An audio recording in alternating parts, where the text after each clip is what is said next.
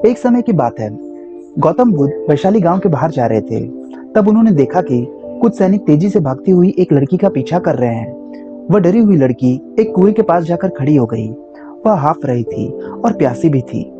बुद्ध ने उस लड़की को अपने पास बुलाया और कहा कि वह उनके लिए कुएं से पानी निकाले, खुद भी पिए और उन्हें भी पिलाए। इतनी देर में सैनिक भी वहां पहुंच गए।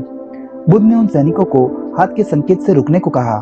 बुद्ध की बात पर वह कन्या कुछ डरती हुई बोली, महाराज, मैं एक अछूत कन्या हूँ। मेरे कुएं से पानी निकालने पर पानी प्रदूषित हो जाएगा।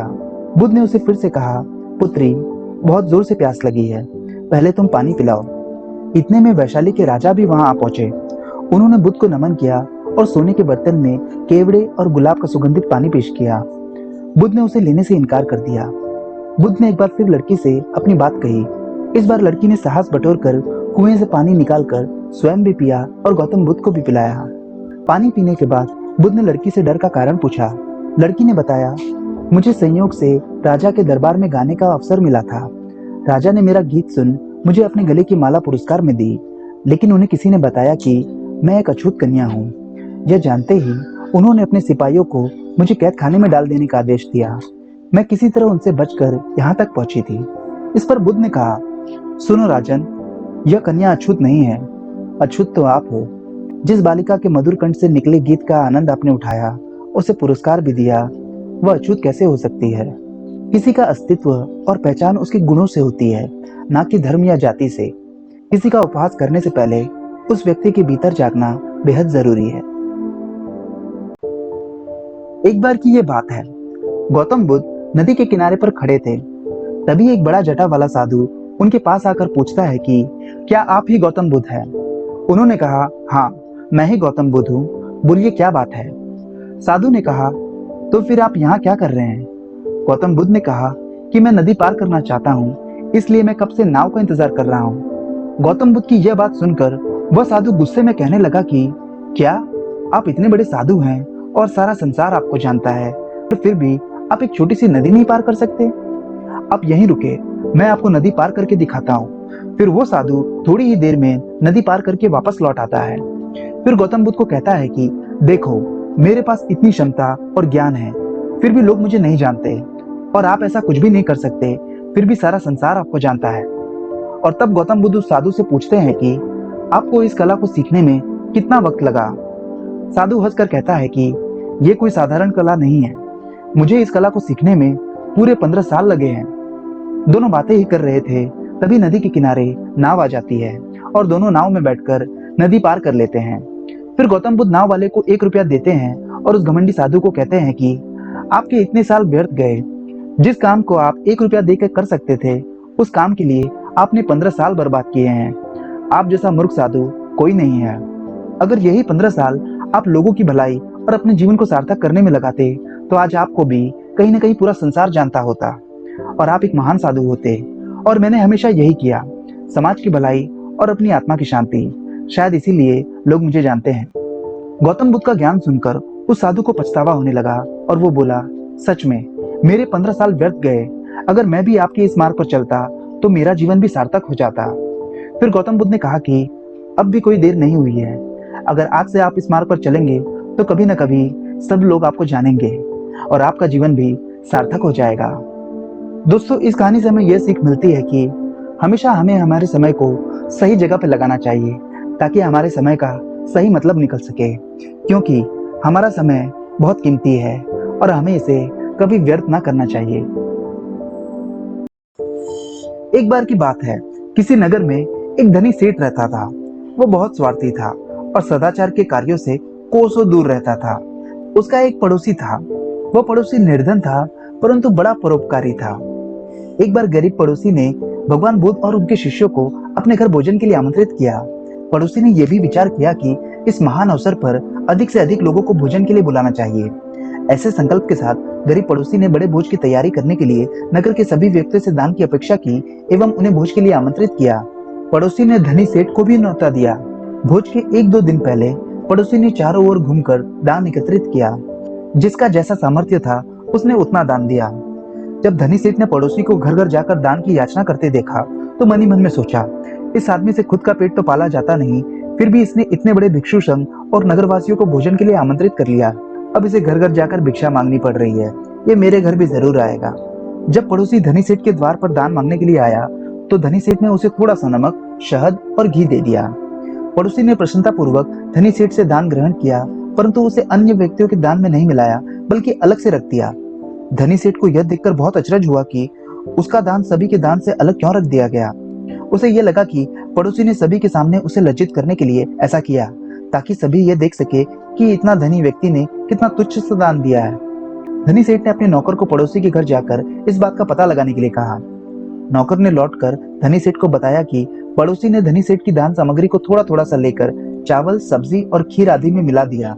यह जानकर भी धनी सेठ के मन से जिज्ञासा नहीं गई और उसे अभी भी पड़ोसी की नीयत पर संदेह था। भोज के दिन वह प्रातः अपने वस्त्रों के भीतर एक कुल्हाड़ी छुपा कर ले गया, ताकि पड़ोसी द्वारा लज्जित किए जाने पर वह उसे मार डाले। वहां जाने पर उसने पड़ोसी को भगवान बुद्ध से यह कहते हुए सुना, भगवान, इस भोजन को बनाने के लिए जो भी सामग्री इस्तेमाल की गई है वो सभी मैंने नगरवासियों से दान के रूप में प्राप्त की है। कम हो या अधिक, सभी ने पूर्ण श्रद्धा और उदारता से दान दिया, अतः सभी के दान का मूल्य समान है। पड़ोसी की यह शब्द सुनकर धनी सेठ को अपने विचारों की तुच्छता का बोध हुआ और उसने अपनी गलतियों के लिए सभी के समक्ष गरीब पड़ोसी से क्षमा मांगी। धनी सेठ के पश्चाताप के शब्दों को सुनकर बुद्ध ने वहां उपस्थित समस्त व्यक्तियों से कहा, तुम्हारे द्वारा किया गया शुभ कर्म भले ही कितना छोटा हो, पर उसे तुच्छ मत मानो। छोटे छोटे शुभ कर्म एकत्र होकर भविष्य में विशाल रूप धारण कर लेते हैं। एक समय की बात है, किसी गांव में एक धनी सेठ रहता था। बहुत दौलत थी उसके पास, गाड़ी, बंगला, हीरे जवाहरात सब कुछ था उसके पास। अपार संपत्ति का मालिक होने के बावजूद सेठ को पैसे का बड़ा लोभ था। लेकिन उसके जीवन में एक बहुत बड़ा दुख भी था। उसकी कोई औलाद न थी, वह निसंतान था। संतान ना होने का दुख उसे बहुत था और इसी कारण न जाने वह कितने फकीर, बाबा और पंडितों के दर पर माथा टेक चुका था, किंतु नतीजा शून्य था। एक बार सेठ के नगर में गौतम बुद्ध का आगमन हुआ। सेठ ने उनकी बहुत ख्याति सुनी तो अगले ही दिन उनसे मिलने पहुंचे। बुद्ध को अपनी समस्या के विषय में बताया तो उन्होंने सेठ के सिर पर हाथ रखकर हार्दिक आशीर्वाद दिया। संयोग की बात थी कि कुछ ही समय बाद सेठ को संतान सुख प्राप्त हो गया। वह बुद्ध के प्रति आभार भाव से भर उठा। सोचने लगा कि बुद्ध के लिए ऐसा क्या कर दूं जिससे वे खुश हो जाएं। काफी विचार करने के उपरांत उसने एक बक्से में बेशकीमती हीरे जवाहरात रखे और बुद्ध के पास पहुंचा। बुद्ध को प्रणाम कर सेठ बोला, महाराज, आपकी कृपा से मुझे संतान का सुख प्राप्त हुआ है। मैं आपके लिए कुछ करना चाहता हूँ, सो ये तुच्छ भेंट लाया हूँ। बुद्ध ने हीरे जवाहरात देखते ही भेंट को अस्वीकार कर दिया। उन्होंने कहा, मेरे लिए धन व्यर्थ है, इसे तुम ही रखो। जब सेठ ने अधिक आग्रह किया तो बुद्ध बोले, मैं निर्धनों से दान नहीं लेता। आश्चर्यचकित सेठ ने कहा, पर मैं तो निर्धन नहीं हूँ प्रभु, अपार धन संपत्ति है मेरे पास। मेरी तिजोरियां सोने, चांदी, गहने व जवाहरातों से भरी हुई है। रात दिन परिश्रम कर मैं इस संपत्ति को दिन दुगनी रात चौगुनी कर रहा हूँ, फिर मैं निर्धन कैसे हुआ प्रभु? तब बुद्ध ने समझाया, इसका मतलब यह है कि तुम अपनी वर्तमान संपत्ति से संतुष्ट नहीं हो और असंतुष्ट व्यक्ति निर्धन ही होता है, क्योंकि सच्चा संपन्न तो वह है जो संतुष्ट हो जाए। बुद्ध की बातों ने सेठ की आंखें खोल दी। इस कहानी की सीख यह है कि संतोष सबसे बड़ा धन और संतोषी सर्वाधिक धनी होता है, क्योंकि इच्छाओं का अंत वैराग्य की परम सुखमय अवस्था को लाता है। एक दिन बुद्ध के दो शिष्य नालंदा से पाटलिपुत्र आ रहे थे। पूरे दिन के सफर में दोनों चलते चलते काफी थक गए थे। रास्ते में एक नदी दिखी तो दोनों ने सोचा पानी पीकर सुस्ता लिया जाए। तभी उन्होंने देखा कि एक स्त्री पानी में डूब रही है। बौद्ध भिक्षुओं के लिए स्त्री का स्पर्श वर्जित माना जाता है। इस पर एक शिष्य ने कहा, हमें धर्म की मर्यादा का पालन करना चाहिए। लेकिन दूसरा बोला, मेरी आंखों के सामने कोई मर जाए और मैं कुछ ना करूं, यह असंभव है। यह कहते हुए वह पानी में कूद पड़ा और स्त्री को अपने कंधे पर उठाकर बाहर ले आया।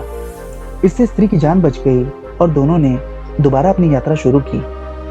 रास्ते भर पहले भिक्षु ने दूसरे की खूब निंदा की और जब दोनों बुद्ध के सामने पहुंचे तो पहले भिक्षु ने पूरी बात सुनाते हुए कहा, बनते, इसे मैंने काफी रोका, किंतु यह इस भीषण पाप को करने में तनिक भी नहीं हिचकिचाया।